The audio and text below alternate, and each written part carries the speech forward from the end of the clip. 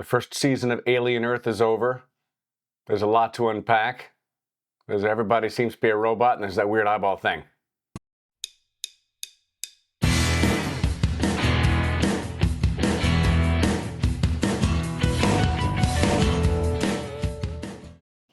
Hi, thank you for tuning into the Tom Bottelsen Show. Yes, on tour here with the Neil Diamond musical A Beautiful Noise, and I'm in Schenectady, New York this week, where it is raining cats and dogs, but it's really pretty outside. And it's a nice old theater from 1929. Get your tickets while you can. This is such a great show and a wonderful opportunity to me to see the country and to tour with a fantastic show, honestly. All right, so Alien Earth, yeah. All right. The Alien franchise, let's break this down. 1979 sees Alien, which comes out, followed by Aliens, followed by Alien 3, and followed by Alien Resurrection. Those are the first four, starring Sigourney Weaver as Ripley in some form or another. Ripley, by the way, I had to look this up because I didn't remember what Ripley's job was on the Nostromo in the first one. She's the warrant officer. That is third in command behind the captain and the executive officer, the XO. Then, in the franchise, we get the very two delightful, ridiculous, and comical, however endearing, wonderfully, Alien vs. Predator movies. I love them both. They're just too much, and I don't care. And I don't care where they fall on the timeline, or if they come anywhere, I don't care. It's great, love that. Then Prometheus, which is one of my favorite Alien movies, and I don't know what's going on there. Alien Covenant gets kind of a meh for me, then Alien Romulus, which I liked, and now Alien Earth. I believe this was the first Alien franchise television show that I can recall, unless there's another one that I'm missing, but who knows. So where do they fall chronologically? Where does this happen in the timeline? I looked this up because I had to find this out myself. Prometheus comes first, and again, I love Prometheus, it's beautiful. I have no idea what's going on. I really don't. I don't care. It's just a visual spectacularness, and I just watch it. Alien Covenant comes after that. Then Alien Earth falls in the timeline. Which brings to mind, how long did these corporations know about the xenomorphs? Because after this happens, they contact Nostromo and tell Ash, hey, go and sacrifice everything to get these things to bring them back down. It predates the first Aliens, so they've been on Earth before. I don't know how they're going to put this together. Then Alien, okay, so that Alien, that comes next. Then Alien Romulus, which was surprisingly good. Did you like that? I really loved Alien Romulus. It got back to the roots of being a good old horror movie Alien franchise thing. I thought it was great. I was a big fan of that. And then Aliens comes. Now, Aliens is the second movie in the franchise, but Hudson, played by Bill Paxton, says a line which I think is interesting now that Alien Earth has come out. He says, is this going to be a straight up fight, or is this going to be another bug hunt? Another bug hunt? What do we know about the aliens? He says another. But all the conversations with Paul Reiser's character make you think that, what are these things? We don't know what these things are. Maybe everybody knows now. Did they already know back then? Why does he say bug hunt? What have they been doing already? What have the Colonial Marines been investigating? Then Alien 3 comes, then Alien Resurrection. Which, whatever, Alien Resurrection. Not my jam. So, Alien Earth starts with an explanation of where we are in this universe with three things to note, that there are three beings to consider. Cyborgs, which are cybernetically enhanced humans. Then there's synths, which are fully AI-powered beings, such as Ash, Bishop, Annalee, Call, Walter, David. And now, Kirsch. And Kirsch is played by Timothy Olyphant, and brilliantly so. He's a great synth character, and I like Timothy Olyphant a lot. He's great. And then the third are hybrids.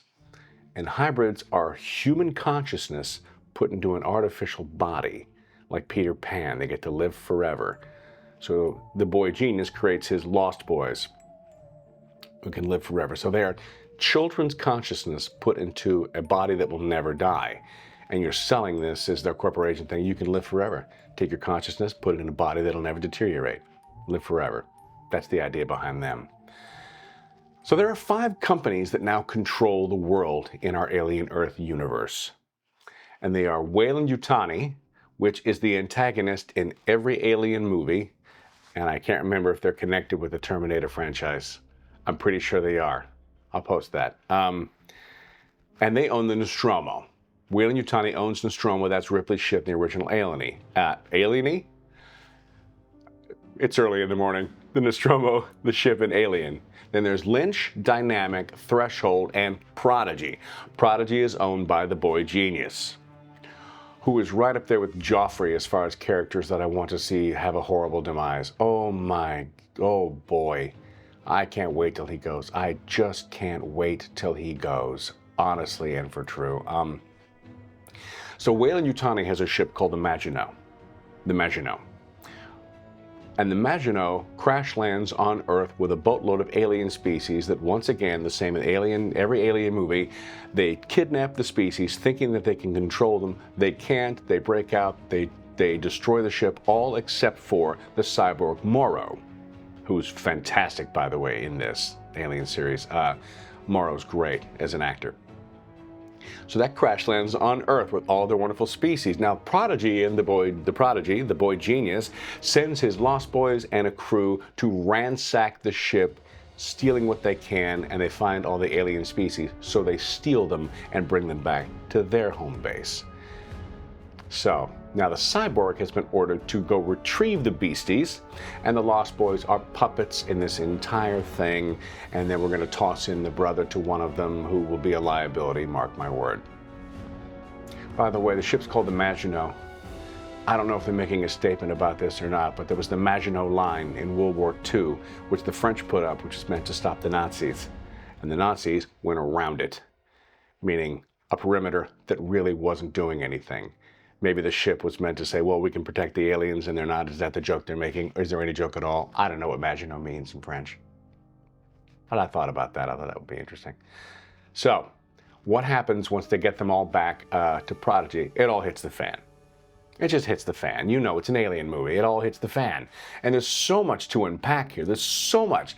The hybrids who are discovering who they are, and because they're kids in adult bodies, but now they have power and strength and abilities. And when they realize that they're just pawns to everybody, they rebel. They rebel. Because one of them can talk to the xenomorphs. Yeah.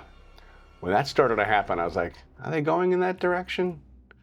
Is this how they're going? We're talking to them, and then one of them becomes kind of their watchdog and hides in the bushes and waits to attack people for them. It's kind of like a team. I honestly don't know how I feel about that, but it is very entertaining and very well done. And in for a penny, in for a pound, I'm going to buy what you're selling me, and that was a weird thing. That was just a weird thing. Yeah, I don't know. So, what's going to happen in season 2? Now that the Lost Boys have rebelled and they have captured everybody who was hurting them, they're going to be the bosses. The last thing they say is, and well, we rule. They're going to rule the earth, or what have you.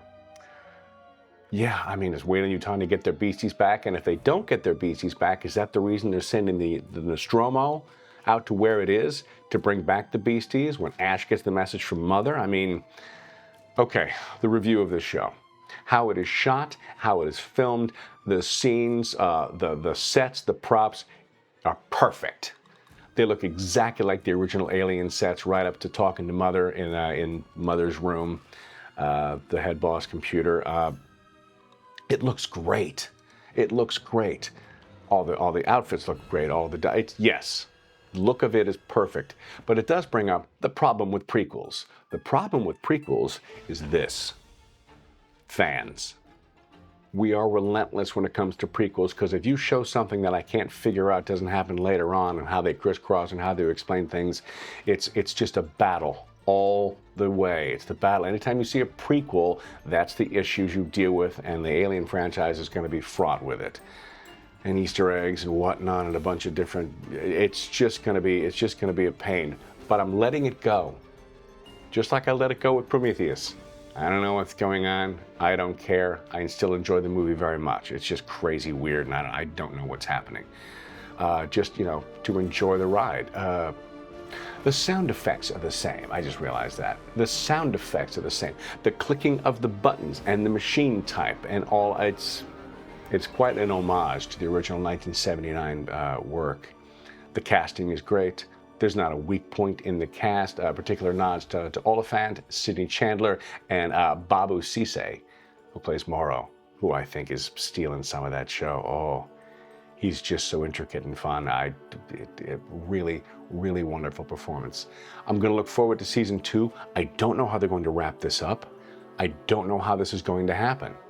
Are they going to make it connect to the rest of the series? And if they do, how? Because you've got a limited amount of time. There's only 2 or 3 years in between on the timeline, in between this and when the events of Alien happen. And then Aliens happen, and when Aliens happen, again, yeah, what do the corporations know when they're encountering the aliens every time they do? That's the bridge that they're building. That's the bridge that they're building on this show. Oh. But it was good stuff. It was good stuff, and I'm looking forward to it. So that'll do it for my review of Alien Earth. Catch that on Disney Plus if you can. I'm looking forward to a lot of stuff coming out right now. The Predator Badlands comes out this year. I'm looking forward to that. I'm going to see Tron Ares. I don't know when I'm on this tour. I'm going to have to stream a lot. I might have to wait until things are released. Like, I can't find a time to see Spinal Tap 2. That breaks my heart. It breaks my heart into 100 pieces that every city we go to, and I've got time off, it's not showing at any theater I can get to. But I have to see Spinal Tap 2, I'm going to see Tron Ares, I'm going to see Predator Badlands, lots of stuff coming out, more TV to watch. I've got to find new shows to get involved in, because, oh my goodness, so much nerd. Again, it's still such a great time to be a nerd and all of these nerd things. I'm sporting my Godzilla t-shirt that someone got me for my birthday, which is fantastic, as you can tell. Big Godzilla fan, always a fan of the monster movies. Not a horror fan of the monster movies. Oh, it's so great. So like and subscribe if you like this content. Hit that notification bell so you know when my stuff drops. It drops on Sunday. Thanks for coming on this journey.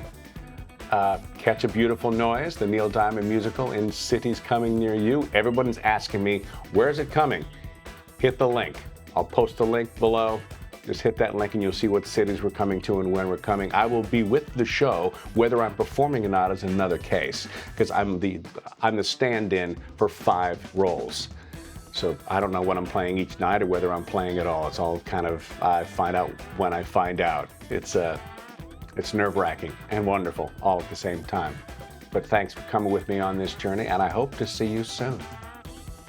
Till we meet again. Peace, love, live long and prosper. And I mean it.